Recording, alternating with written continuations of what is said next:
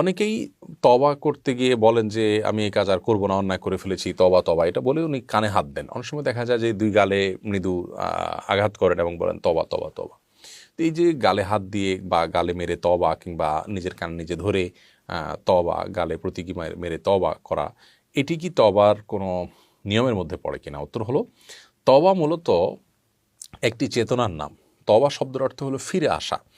মানসিকভাবে আপনি সিদ্ধান্ত নিলেন যে আপনি ভুল পথ থেকে আপনি সঠিক পথে আসবেন, আপনি আল্লাহর অবাধ্যতা থেকে আল্লাহর বাধ্যতার পথে আসবেন।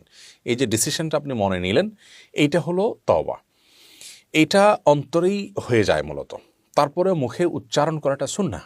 নবী করিম সাল্লাল্লাহু আলাইহি সাল্লাম তওবার যে ইয়েগুলো আমাদেরকে শিক্ষা দিয়েছেন, দোয়াগুলো শিক্ষা দিয়েছেন, সেগুলোতে আমরা মুখে উচ্চারণ করে বলি যে আল্লাহ, আমি ফিরে আসছি আপনার দিকে, আপনার কাছে ইস্তেগফার করছি, ক্ষমা প্রার্থনা করছি এবং আপনার দিকে ফিরে আসছি। কোরআনে কারিমে আল্লাহ রাব্বুল আলামিন তওবা প্রসঙ্গে বলতে গিয়ে বলেছেন যে আল্লাহর কাছে দোয়ার অংশ হিসাবে মানুষ আল্লাহর কাছে বলবো অতুবা আলাইনা, আল্লাহ আমাদের তওবা কবুল করে নিন, আমরা আপনার কাছে তওবা করে ফিরে আসছি।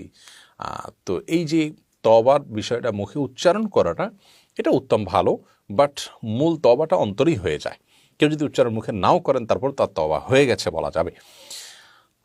অতএব ইস্তেগফার, তওবা, ইস্তেগফার হলো ক্ষমা প্রার্থনা করা, তওবা হলো যে অপরাধটা করেছি সেটা আর না করার সংকল্প করা। এইটা হলো তওবা। ফিরে আসলাম, আমি সিদ্ধান্তটা চেঞ্জ করলাম, আমি আমার রুট পরিবর্তন করলাম, এটাই তওবা। এই তওবার জন্য কানে হাত, গালে মারা, প্রতীকী মার, অথবা আপনার কান মলা, নিজের কান নিজে মলা, এগুলোর প্রয়োজন নেই। তবে এটি একটা প্রতীকী আত্মশাসন বলা যেতে পারে, যে আমি কেন করলাম, নিজেকে ভর্ৎসনা করা, এটা তো আবার একটা পার্ট, যে নিজেকে আমি ভর্ৎসনা করব, সেই ভর্ৎসনাটা মনে মনে হতে পারে যে আমি কেন করলাম, আমার এটা করা উচিত হয়নি, আমি ভেতরে ভেতরে লজ্জিত হলাম, অনুতপ্ত হলাম, এটি তো আবার একটা অংশ। তওবার জন্য যে শর্তগুলো আছে এর ভিতরে এটি একটি, যে আপনি যে অপরাধ করেছেন সেটা থেকে ফিরে আসবেন, সে অপরাধ আর কখনো করবেন না, সে সংকল্প করবেন, এবং যে অপরাধ হয়ে গেছে ইতিপূর্বে সেটার জন্য লজ্জিত হয়ে নিজেকে নিজে শাসন করবেন, অনুতপ্ত হবেন, আফসোস করবেন, আক্ষেপ করবেন নিজের এই কৃতকর্মের কারণে।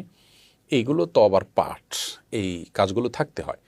তো আর যদি বান্দার হক নষ্ট করে থাকেন, তাহলে তো হক দিয়েই দিতে হবে, তারপর আপনার তওবা কবুল হবে, আল্লাহর কাছে মাপ চাইতে হবে। তো এই কাজগুলো অন্তর দ্বারা সম্পাদিত হয়। তারপরেও কেউ যদি কানমলার মাধ্যমে প্রতীকী আত্মশাসন করেন যে না আমি সরি, এটা নিজে নিজে তিনি করলেন, তো সেটি হতে পারে, এটা কোনো গর্হিত বিষয় নয়, তার ভেতরকার যে অনুভূতি সেটা তিনি নিজে নিজে প্রকাশ করলেন জাস্ট। কিন্তু এটার জন্য তওবা থেমে থাকবে না, এবং এটা তওবার কোনো পার্ট নয়, এবং তওবার জন্য একটা শর্তও নয় যে কান মলতে হবে, এরকম কিছু করতে হবে। এটা জাস্ট আমার ভেতরকার যে অনুভূতিটা, সেটাকে আমি প্রকাশ করলাম আর কি। কেউ যদি এরকম করতে চায় করলেন, সেটাকে তওবার অংশ মনে না করে করলেন, অসুবিধা নেই।